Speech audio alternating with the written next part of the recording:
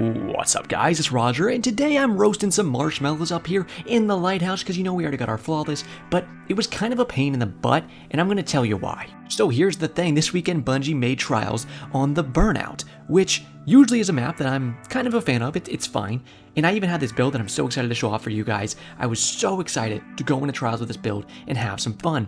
Here's the thing they did with trials this weekend though, they made both of these spawn points on the outside of the map. Remember again, it's also always cap points nowadays, so that of course sucks, but you don't even actually get the cap points a lot of times this weekend because people are just rushing. Bungie has this weird obsession with not balancing their game when something like Immortal and Archtitans have been broken for the past 15 fucking years. And I know it's been 15 years because I just had my goddamn quinceanera the other day, so I've been keeping track. Now, here's the thing. On top of not nerfing those, they keep giving us maps that are beautifully made to ruin everything that we try to do besides crutching on the things that are already broken. And that's the problem with this weekend. You're going to see immediately, everyone can start shooting at each other within about 2 seconds of spawning. You can rush someone down incredibly easily, especially if you're on something like that Immortal. It has the perfect range where you can run forward for half a second and spray someone down, and it is absolutely disastrous. This weekend is a bucket of worms, and I'm going to tell you what, I'm not trying to munch on them. But that's kind of the pain we're stuck in. Either way, I was able to get a flawless, and I used this build to do it, so why don't we go ahead and start breaking it down. Now, there's a piece of armor that people wanted me to use with my Blink Warlock for a long time. It took me a while, but I finally did go ahead and get it unlocked, and that's going to be right down here called the Secant Filaments. Now, this says Devouring Rift. Cast an Empowering Rift, which will grant you Devour. Damage dealt by you and your allies from within your Empowering Rift will disrupt combatants. Now, of course, the big part of this is casting Empowering Rift will grant you Devour, right? Now, on top of granting you Devour, it also gives you a full heal just right off the bat. That's very good. Obviously, we have some things to help us with our Devour inside of our Void 3.0 that we'll get to very soon. This is something you want to pop before you go in with an aggressive shotgun play, before you take a peek with your pulse rifle like you're going to see we have today. They're very good. I do prefer to just use my Astrocyte first because it's so good with our Blink, but this is still very good for Void Warlocks, and it's a very, very nice exotic that we'll talk about more when we get into the gameplay.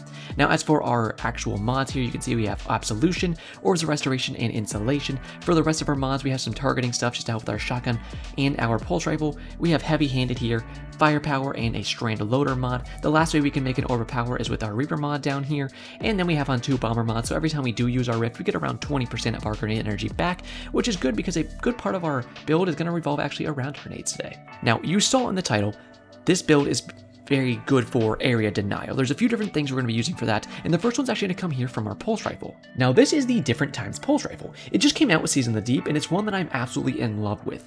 I love rapid fire frame pulses. Not a lot of them can match up to the Peace of Mind.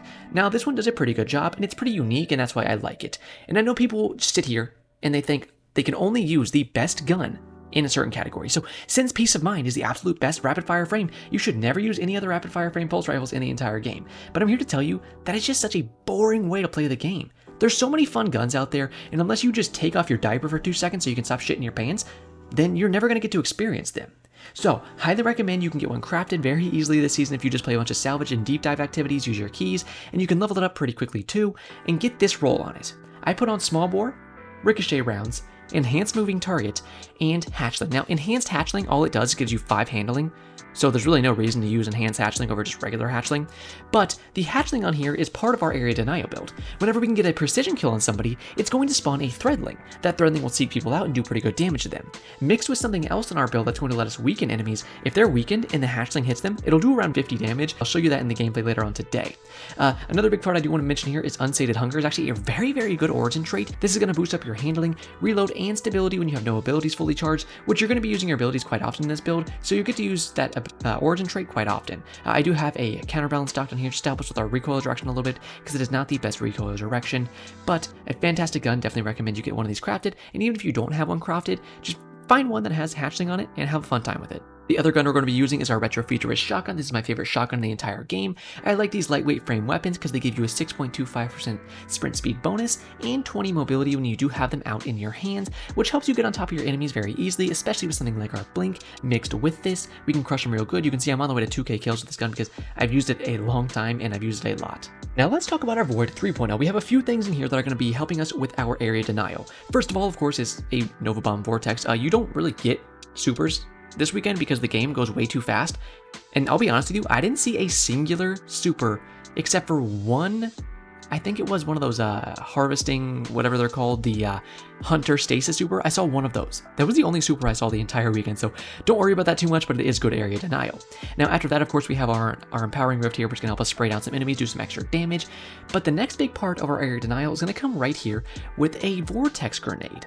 Now, since we have Secant Filaments on, we don't have to run Devour, because we can proc Devour off of popping our Rift. So since we have Devour from that, we can actually use Overcharge Nades, which we have to remember just got buffed recently. When Season of the Deep came out, Chaos Accelerant got buffed, and now we get 2 fragment slots on it, which allows us to use all 4 of our fragments.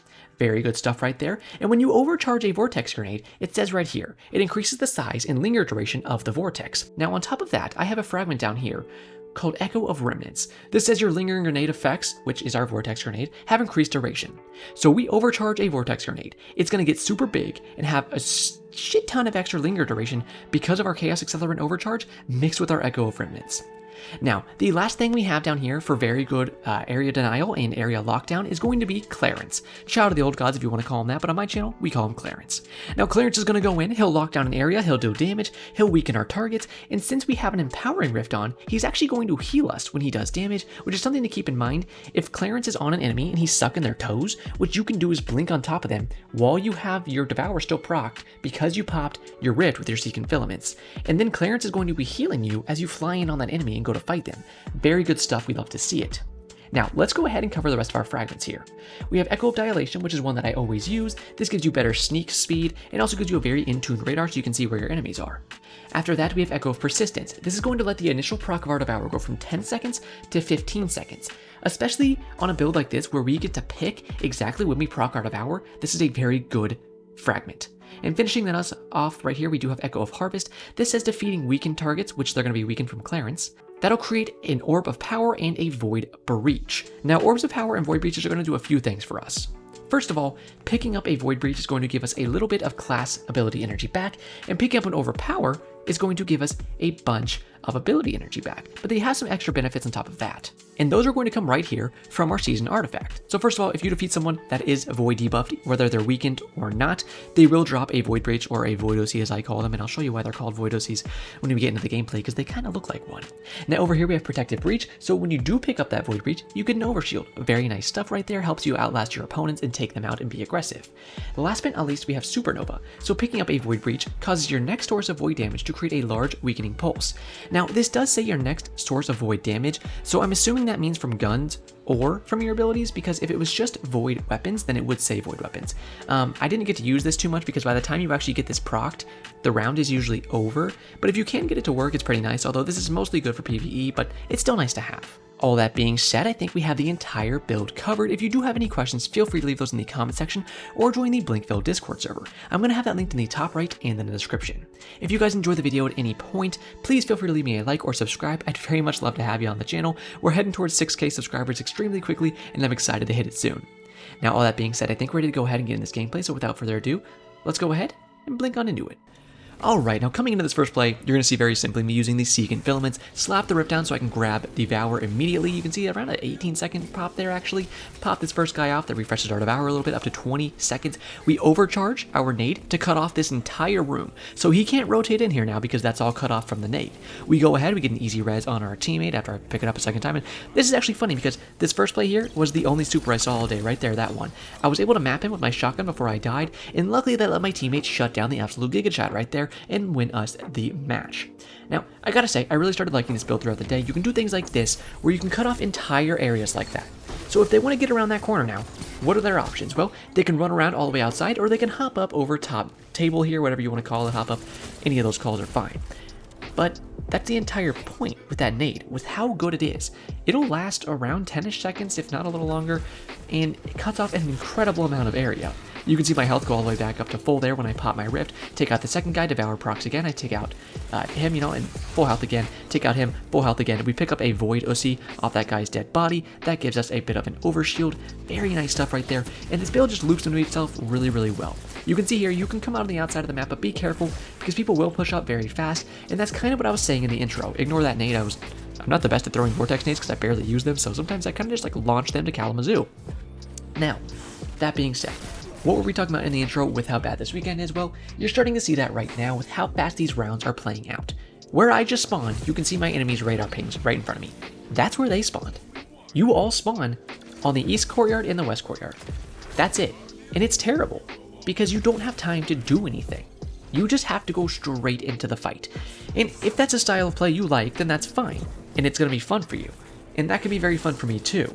But I made this build a few days ago. I was very excited to try it out, and I really wanted to use this pulse rifle some more. And now you can do that. You can do rounds like this where I actually got to sit back and use the pulse a little bit, right? But then I decided, okay, well, I kind of got to go in, see if I can get another angle. Luckily, I got to use the pulse even more. We take out a second guy here. Clarence finishes him off. That spawns another Void OC right there on the ground. You can see, you see why I call them Void OCs now when you take a look at that thing in the corner there? Yeah, it's pretty ussy-ish, if I can say so. And speaking of ussies, there's a lot of bushies coming into here from our enemies, and that's what we're going to be smacking. Now you can see here, I'm going to charge up this overcharge nade, right? That goes in, locks down the entire left side of the map right there, and on top of that first guy's kill, we had a hatchling rolling around. And that's covering even more area for us, and that's what I'm saying. Right here in this clip is a good example. We have Clarence going out, he's going to lock down area, he's going to weaken our enemies, he's going to do damage, and then I'm going to throw out an overcharge vortex nade to lock down even more area for ourselves. So now we have two big parts of the area of the map locked down, which lets me fly in, take out a guy who's already missing some health. My teammate has good to do good damage to the next guys. We take out a second, I blink away from the last enemy really quick so I can readjust my positioning, and then my last teammate comes in and finishes him off anyways. That's what I'm saying with the build, why I love it so much. I don't even take full advantage of my empowering rift right here. You can see a very good nade right there. I think it actually gets a kill this round because I fly in on this guy, do some good damage, and then there you go, my nade actually kills that guy and spawns 2 orbs of power. Now you're going to see that happen a lot where it says Roger spawned 2 orbs of power. Now that's usually going to happen because I get a kill with my empowered melee or my grenade, or I get a kill with a gun after using my rift. But if your enemy is weakened at the same time, remember they're going to spawn that extra orb of power because of the fragment that we have on. So that's the other really good part of this, especially if you have a good intellect stat. My intellect stat is actually pretty bad right now. My secant filaments are not the best things in the world, so I kind of had to scramble to get the 2 100 stats that I wanted, which are going to be Recov and Discipline. But, you know, if you have a higher intellect stat, this is a build that's going to get you a heck ton of orbs, so you can probably get supers much more often, even on this weekend. Pretty good nade right there. Just going to take one guy out. We fly in, we take out a second with our pocket singularity right there, and that crushes the entire round out for us real easy. Again, you can see the bottom left, 2 orbs of power there, because we killed somebody after spawning a rift, I believe it was, and we killed somebody with our nade. Just beautiful stuff. It's so easy to get so many orbs of power with this build, and that's why I love it so much. You can see, always remember, you can blink through a Titan shield and just absolutely crush the guy behind it, especially if he's distracted on your teammates and he doesn't even notice you blink behind him, then you can just smack him up real easy.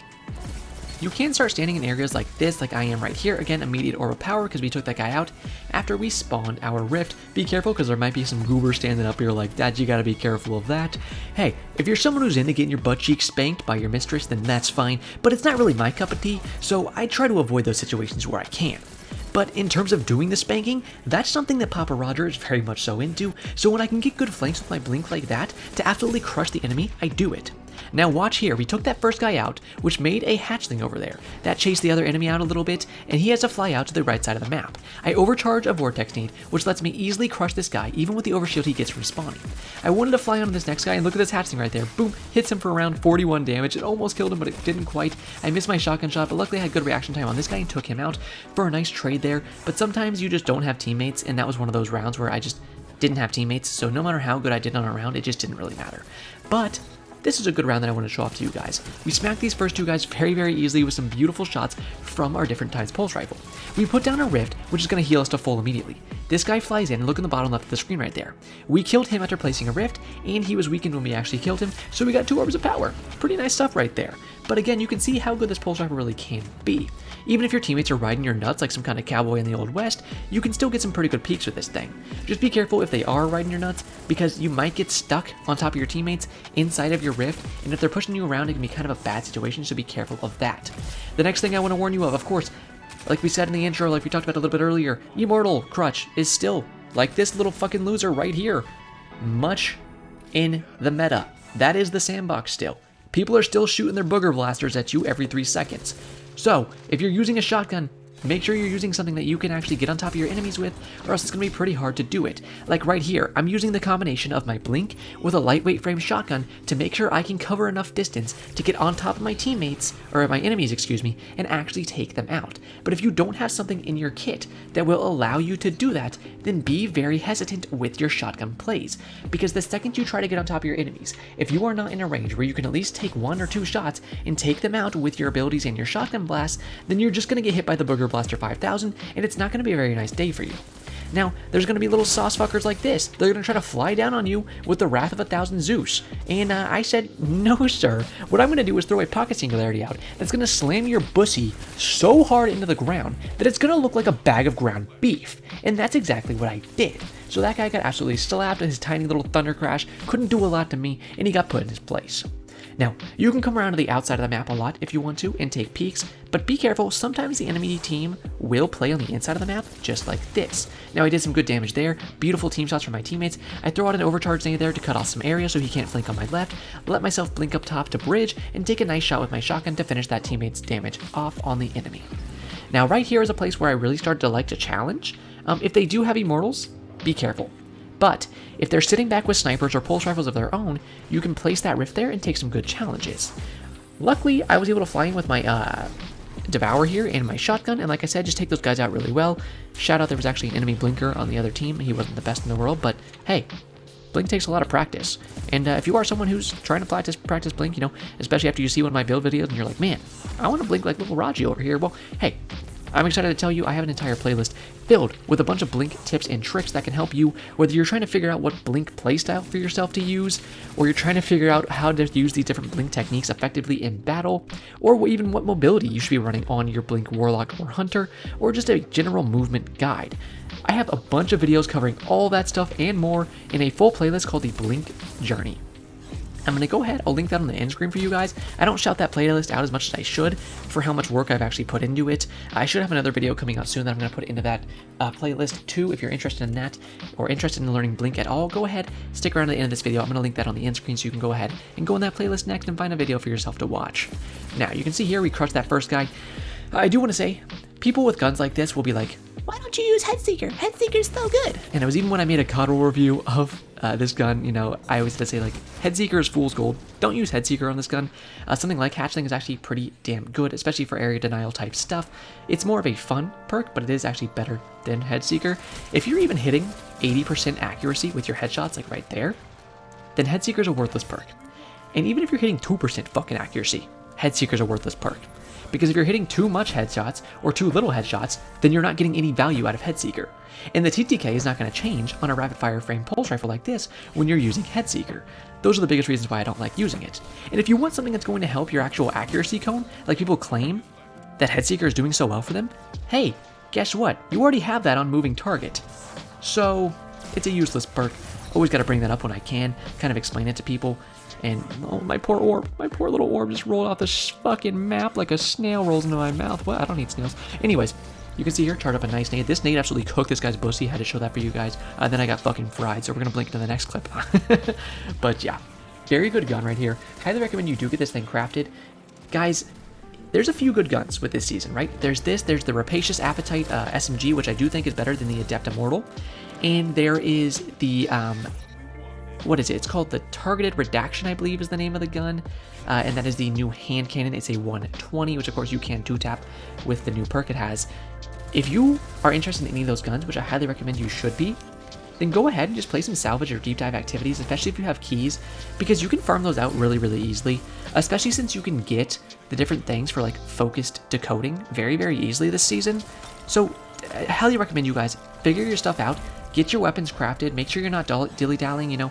It's going to be fun to play Trials of Osiris, not for me, but maybe for you. So if you're having fun playing Trials, that's fine. But take some time out, play a little bit of PvE, and do those seasonal events so you can actually get these weapons crafted, because they're very, very good. If you're interested in getting a Retro Futurist, I actually don't know if they drop in the World Pool right now. Part of me thinks that they don't. Sometimes a gun like the Retro Futurist comes back into the World Drop Pool. If it ever does, I'll make sure I do a build video with it, and I'll tell you guys. You can see my hatchling. I actually hit that guy in the back corner there for 37 damage, which let me know that he was low health, so I could fly in and take him out with a nice shotgun shot. But yeah, Retrofuturist is a great shotgun. If it ever is available, I will let you know for sure. But I'm not completely sure right now, which is the only reason that I don't want to like tell you guys like, yeah, it is available, and then it's not. There's so many guns in this game right now, and at all points nowadays, that it can be kind of hard to keep track of. So yeah, but if you ever can get your hands on a Retrofuturist, I highly recommend you do it. Nice little blink play right here. Smoke this first guy, and then smoke the second guy. I love to see that stuff. I got a good blink on this guy. You see, I just kind of held myself in place for 1 second, blink myself along the wall there so I could stop my momentum from being too far forward, and then land on top of his head to smack him as my teammates were on a lower elevation, so I knew that they would be distracting him while I could go fly above his head and finish him off. Now, these clips you're seeing here are actually from my last few games where I was getting flawless, including this one right here, I believe. Yep, this is the last clip where I do finish off this round, and then bada bing, bada boom right there. Your baby boy got himself a nice little flawless. You love to see it. Honestly, how many cards did it take me? I think it took me like 4-ish cards today, which you should keep in mind, guys, that we do have the new Mercy cards. So you do get 2 Mercies on your first flawless card of a week. So if you are interested in getting flawless, go ahead and give it a try. You know, it honestly comes down to having a lucky streak. I think all of my cards I got to at least 4 wins, but sometimes, I mean, there's so many tryhards out there, there's so many meta abusers and cheesers, it's just cringy as fuck. But if you can get around that and have some fun, especially with a build like this where it's actually fun but also effective, then I think you can have a fun time. So go ahead, get some friends together and do that. You can see the role in this new glaive here, which is also called the Unexpected Resurgence. Got an adept version for ourselves right there, so pretty cool to see new loot in the game. But all that being said, that is all the clips I have for you guys today. If you did enjoy, you don't leave me a like or subscribe, I'd very much appreciate that. Again, go ahead, check out the full Blink Journey playlist that I'm going to have linked on the end screen here in just a second if you want to go ahead and become a Blink Master yourself. I'm going to have my Blink Hunter build coming out later tonight, so if you're interested in that, make sure you are subscribed so you can get that straight to your inbox as soon as I upload that. All that being said, I really do appreciate you guys, and that is it for me today, so as always, have a great day, Guardians.